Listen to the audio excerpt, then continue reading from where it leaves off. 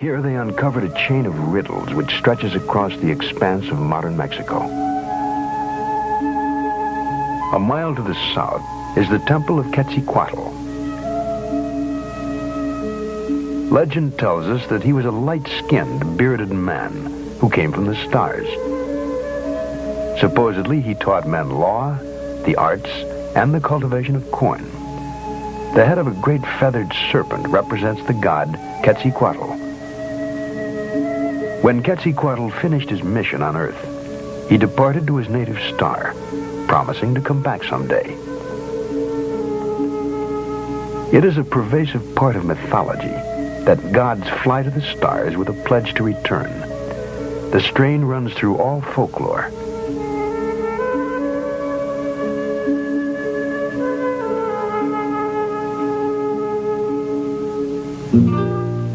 The ruins of the deserted city of Tula rest about 20 miles from Teotihuacan. It was one of the cities supposedly linked in legend to a ladder hung in the sky. Monumental sculptures stand as silent watch over the remains, guardians of an eternal mystery. They appear to be warriors, dressed alike, wearing unusual helmets. They carry some sort of box-like unit on their chests. Perhaps they are weapons or communications equipment. Unrecognizable tools or controls are clasped in their hands.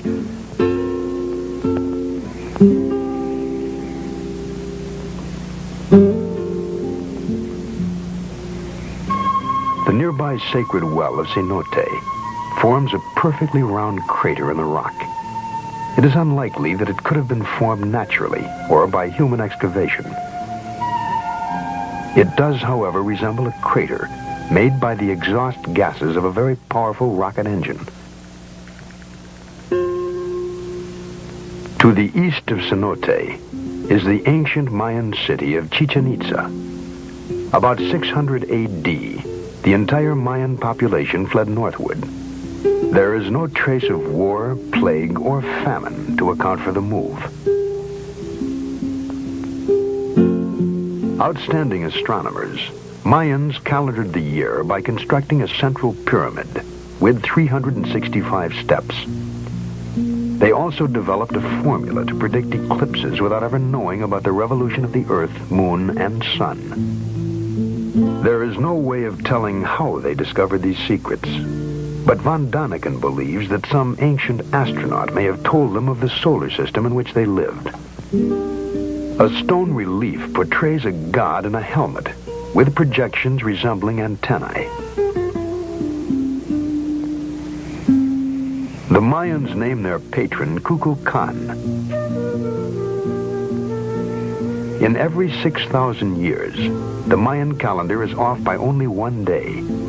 Such was the gift of Kukulkan.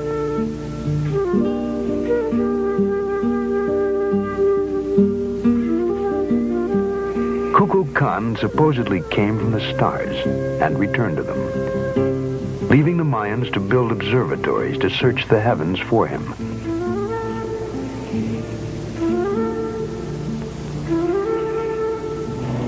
Perhaps with our modern observatories and telescopes, we are still searching for Kukulkan and Quetzalcoatl, who deserted to ancient skies. Modern science examines the heavens in search of information. Data, according to Dr. Willner von Braun, that gives us perspective on our own brief existence in the firmament. I think it is important to remember that distant stars are not only far away from us in terms of miles, but life on other planets can also be very far away from us in terms of time. The Earth is believed to be approximately 5 billion years old, and if you condense mentally these 5 billion years into 1 year, then the presence of men on this Earth would be about 1 minute out of that 1 year, and the period since man understood radio and was capable of effectively communicating with heavenly bodies outside of the Earth would only be approximately 1 second out of that year. So if you want to communicate with another heavenly body and intelligent life thereon, you have to reach that other heavenly body also at a time when these people have invented the radio and know how to operate it and have their receivers going, so to speak. But we had no receivers going, even a mere 50 years ago. We were too busy with the steam engine and the biplane. Dr. Harold Klein.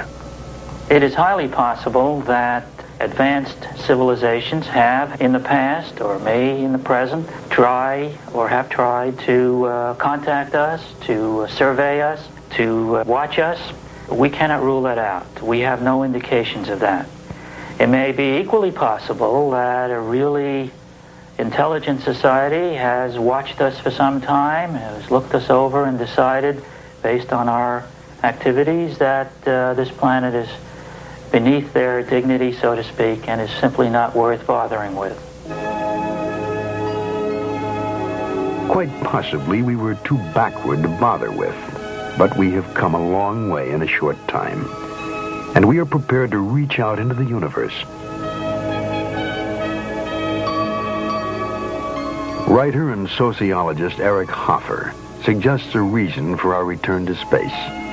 He wrote, "I always felt that man is a stranger on this planet, a total stranger. I always played with the fancy, maybe a contagion from outer space is the seed of man. Hence our prior occupation with heaven, with the sky, with the stars, the gods, somewhere out there in outer space. It is a kind of homing impulse. We are drawn to where we came from."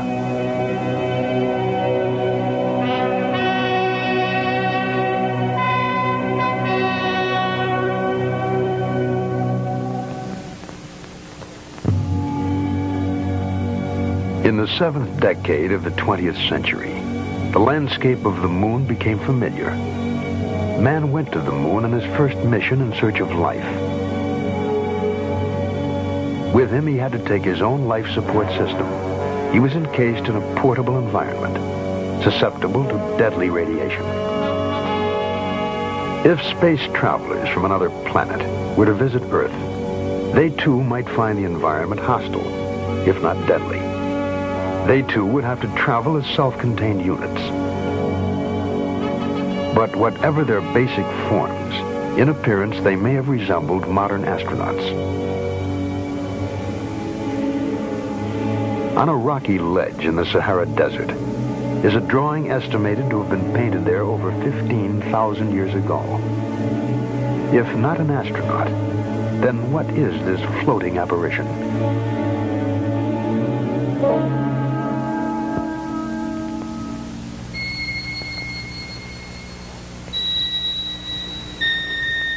Henri Loti, the early French archaeologist, discovered the image of the 19-foot giant and called him the great god Mars.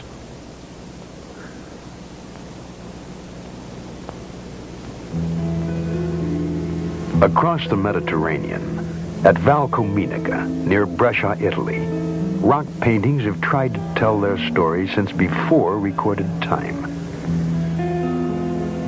They are portrayals of strange beings in bulky overalls. Their helmets seem to carry antennae. In their hands are clasped some manner of tool or weapon.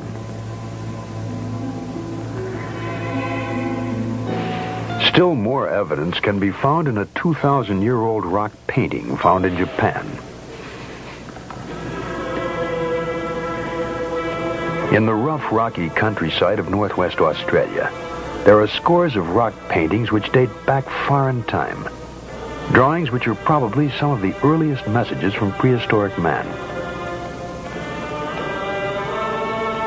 Sketches represent the activities of one Gina, a legendary goddess of the Milky Way. She too came from heaven to instruct the children of Earth.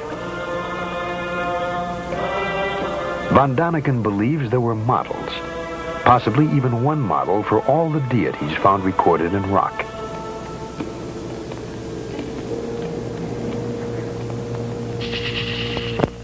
The mysteries of the past manifest themselves on all continents.